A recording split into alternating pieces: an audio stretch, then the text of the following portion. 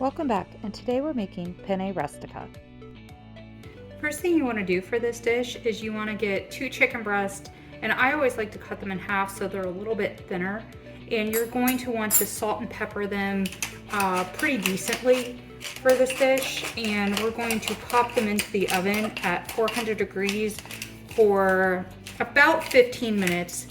The thing about when you're making a baked pasta dish that I think a lot of people forget is that the food is still cooking once you put it in the oven. So when you pre-cook certain things like chicken or beef or whatever, you don't want to over cook them, because then once you put them in the oven and take them out, they're going to be either soggy if it's pasta or chewy, which is really nasty for chicken.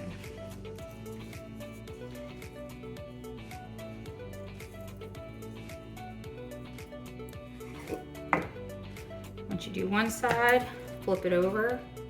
I always like to use forks so that I don't have to wash my hands again, and also touching chicken for me is really gross. And it's going to nicely season this side as well.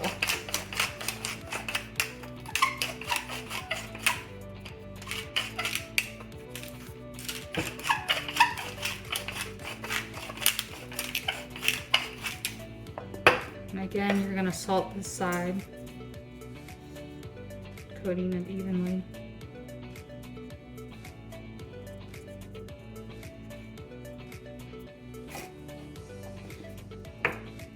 Next, you're going to get your baking dish. I've already oiled mine, and you're going to just put your chicken in there. You can do your chicken on the stove and pan sear it. The only thing I would say about that is that you do run the risk of overcooking it. While it does look nicer, it has that nice golden crust on it. You just don't want a dish that has overcooked, dry, chewy chicken. So this is why I typically bake it, because I can kind of sit there and monitor it a little bit better. While your chicken is cooking, you're also going to want to make your pasta. You're going to use a pound of penne for this dish. And remember, again, this is kind of like the key word for today is you do not want to overcook it. So make sure you put it in, salt your water, which I did off camera, and you're gonna cook it for just the bare minimum. So for this one, it says 12 to 14 minutes. I'm gonna cook it for just 12 and kind of test it along the way to make sure that it doesn't get too cooked through, because again, it's going to cook once you put it in the dish, in the sauce in the oven.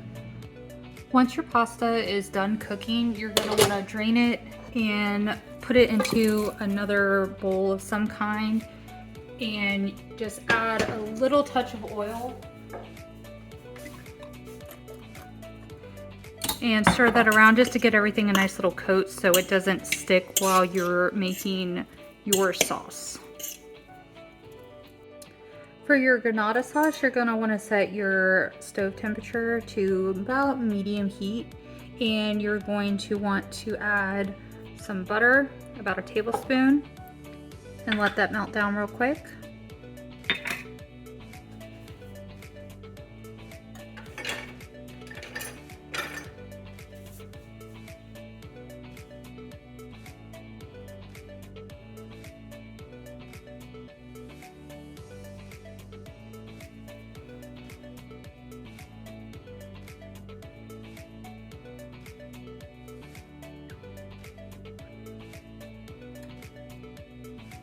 Next, you're gonna add about a tablespoon of garlic.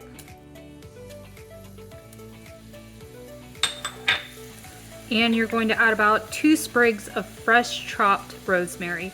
You wanna use fresh because the dry will not make your dish taste as good. And you're just gonna brown that up a little, but make sure you keep an eye on it so it doesn't burn.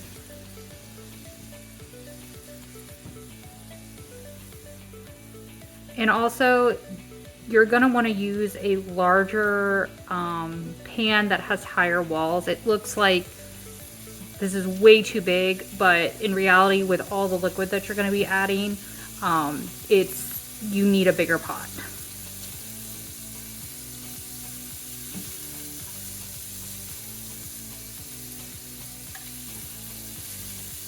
Once your garlic has browned up all nice and good, you're going to want to add a half a cup of Pinot Noir.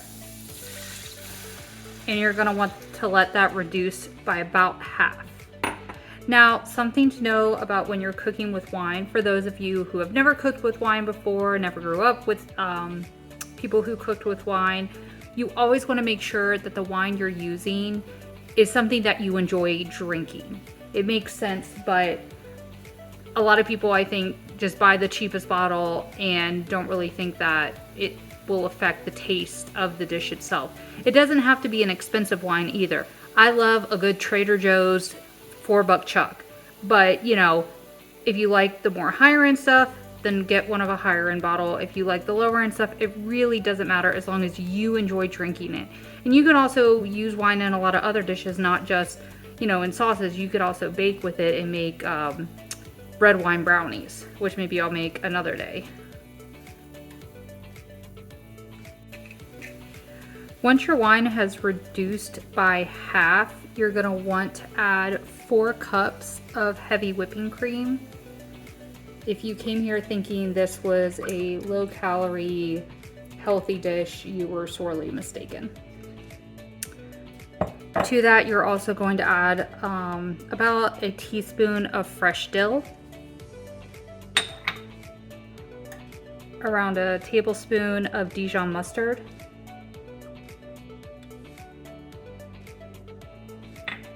and you're also going to add a 1/4 of a teaspoon of cayenne pepper.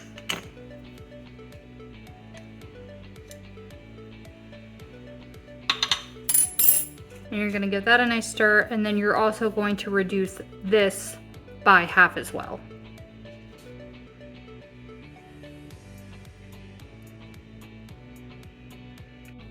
While your sauce is reducing, you're going to get your chicken that you cooked and you're going to cut it into about 1/2 inch strips, because nobody wants a big chunk of chicken to try to chew through. Once your Gratinata sauce has reduced about halfway, you're going to get another pan and keep it on that same medium heat, and you're going to add 1/2 ounce, 2 of these of pancetta.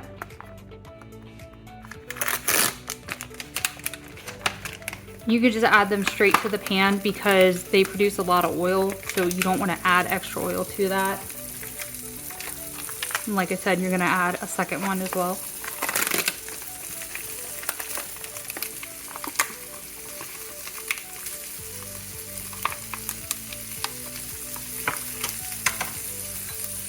You're just going to give that a stir, and what you're looking for is just a little bit brown.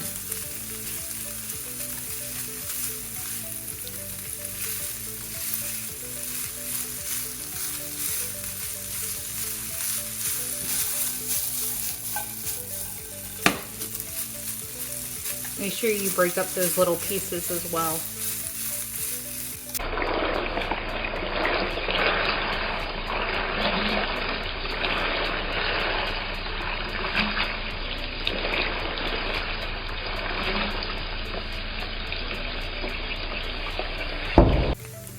Once your pancetta is nice and browned up, you're going to want to take it and transfer it to a paper towel lined plate or dish to soak up some of that extra oil.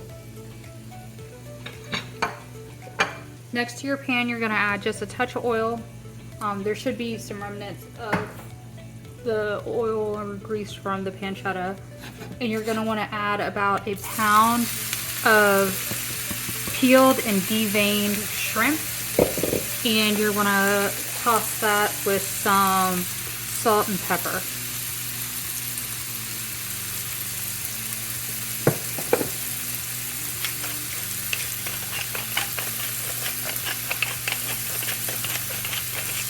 Now remember, you don't want to overcook this, so it's very quick.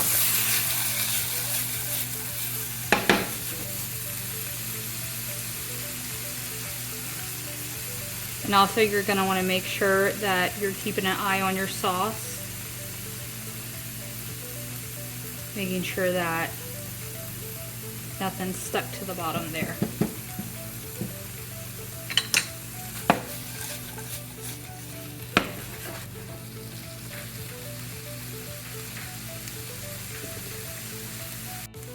Once your shrimp are mostly cooked through, you're gonna wanna take that off the heat.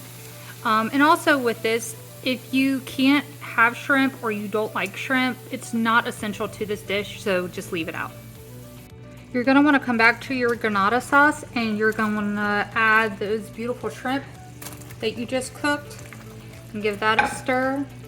You're also going to turn off your other burner that you forgot was on. You're next going to add your chicken that we sliced up.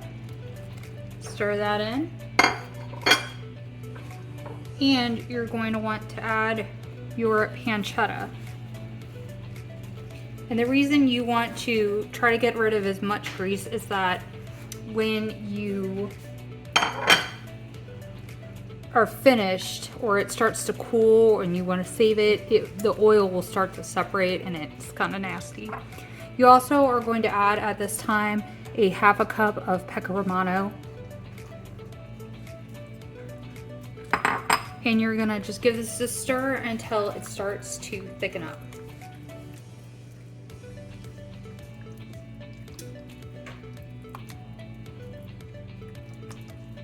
And this is where I was talking about you don't want to overcook anything because it's going to continue to cook in here and then once we set it in the oven.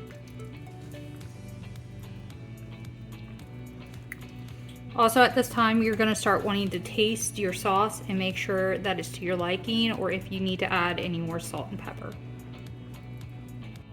After your sauce thickens, you're gonna wanna add back your pasta. And make sure that any noodles that have gotten stuck together, you just very gently break apart so you don't break your noodles and just toss everything so it gets nice and coated. And this is why, like I said, you need that bigger pan because it fills up really quick. And I've done this before in a smaller dish and it just goes everywhere.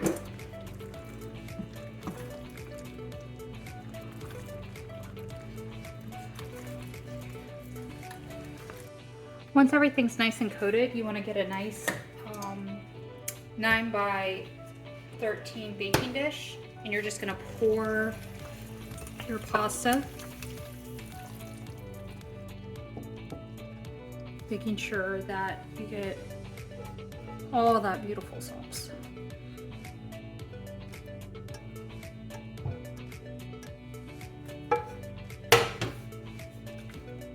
Get everything evened out. If you get too much of one thing, like apparently all my shrimp decided to be on this side today, you can move them around.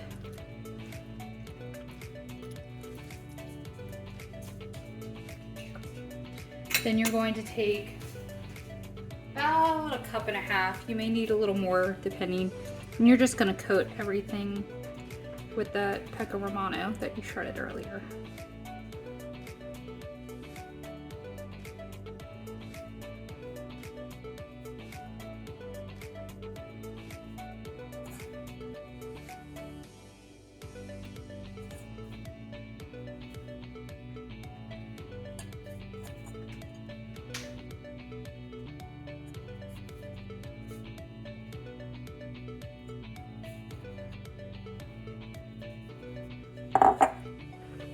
And lastly, you're going to get smoked paprika.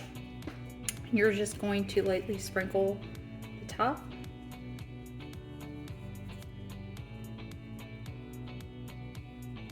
Nice even coating.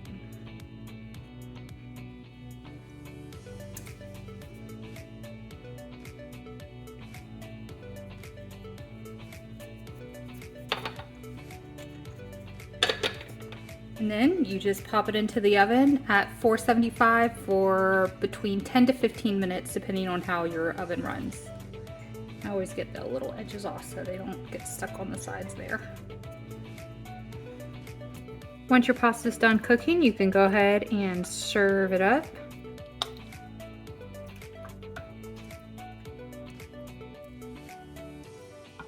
And have a wonderful meal with your friends and family, or just a nice meal for yourself.